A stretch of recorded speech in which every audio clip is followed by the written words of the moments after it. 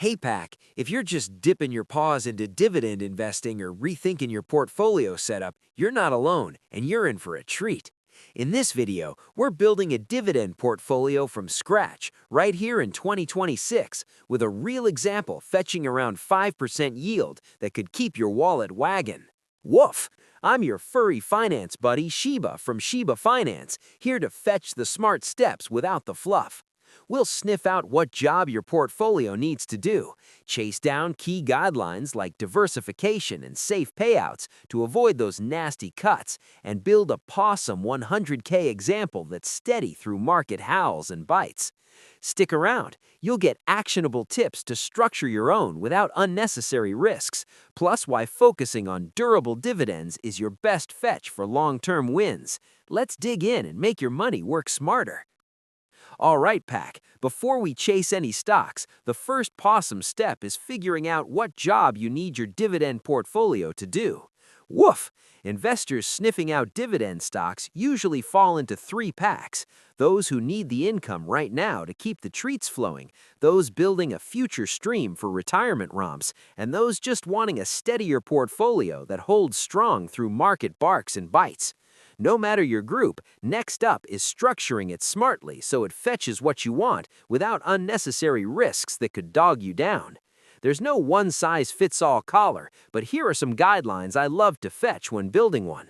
First, aim for 20 to 60 stocks in your pack. Fewer than that, and one bad apple, or bone, can really chew up your results. More than 60, you're just diluting the stars you truly believe in, with not much extra safety. The American Association of Individual Investors sniffed out that around 25 stocks chase away most single-stock risks, and 50 to 60 bury nearly all of it. So sticking in that range keeps things balanced and bite-proof. I also like roughly equal weighting positions. Think fair shares for all.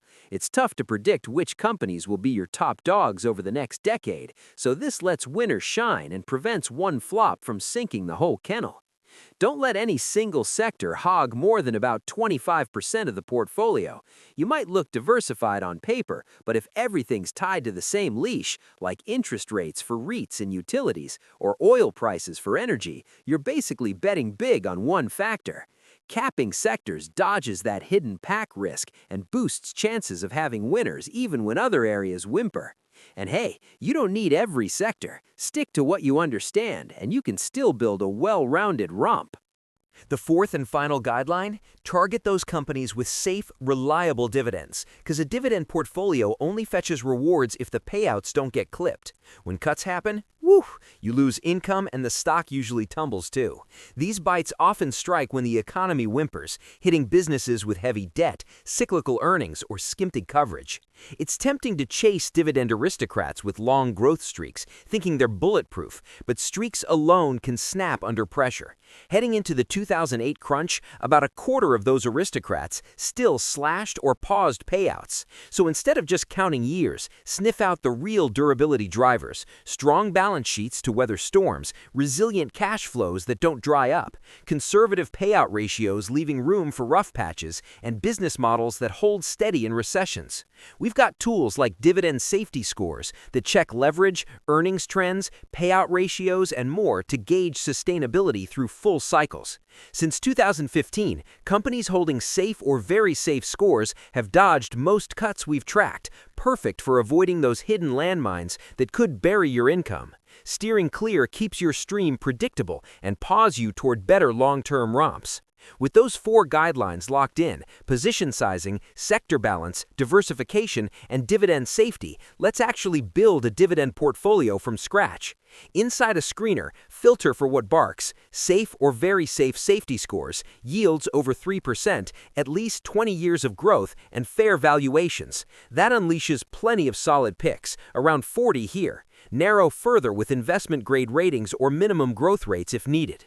Now, sanity check individuals. Take NNN REIT.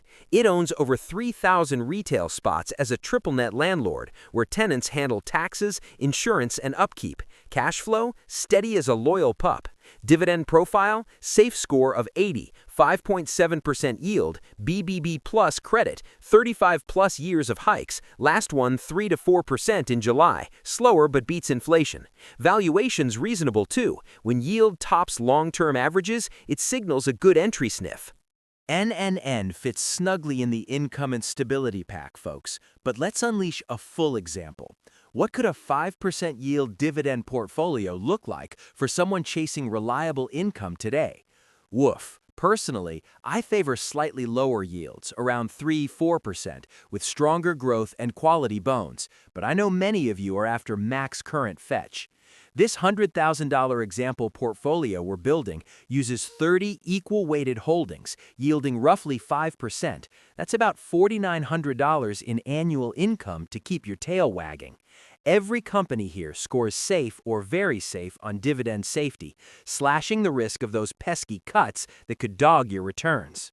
Sniffing the sector mix? No area hogs more than about 20%.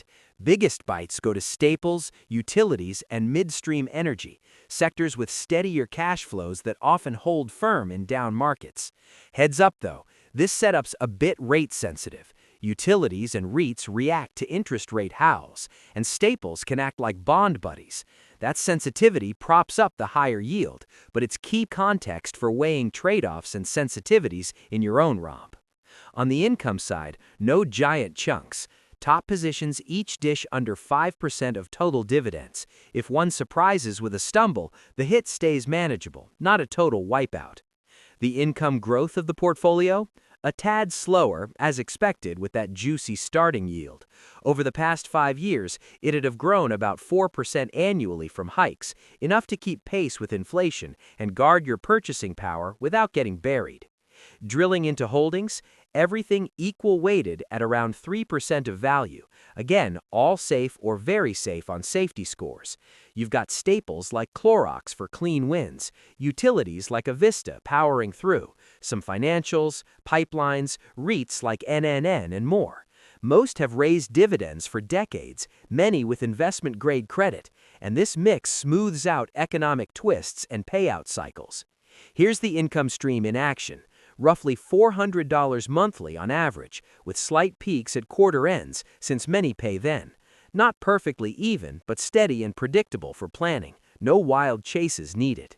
Big picture pack? About 30 holdings, equal weights, sector balance, safe dividends, and a 5% growing yield that ignores stock price barks. It's built to hold through cycles, letting you snooze soundly without midnight worries. So, pack, that's how I'd fetch a dividend portfolio from scratch if you need income barking right now. You can tweak it based on your risk tolerance, maybe add some funds or fixed income for extra cushion.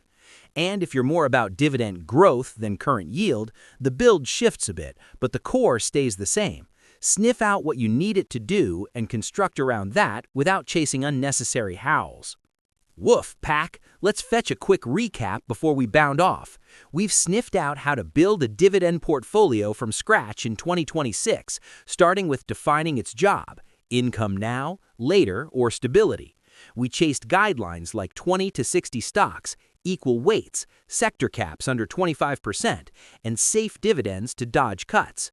Then we built a real $100,000 example yielding 5% with 30 holdings, balanced sectors, and steady monthly income around $400, all while keeping risks leashed. Remember, tweak for your needs, like prioritizing growth over yield, and always focus on durability for those long-term wins that keep your finances fetching forward without the drama. If this Paw-some guide got your tail wagging, smash that like button to show the love. It helps us reach more of the pack. Subscribe for weekly finance romps that build your wealth wisely. Hit the bell so you never miss a bark, and drop a comment. What's your dividend goal? Income now or growth later? Share below and I'll fetch the top ones in our next video. Plus, share this with a buddy starting their investing journey. You could save them from a rough start. Thanks for joining Shiba Finance. Stay smart, invest steady, and remember, building wealth is a marathon, not a sprint. Catch you next time.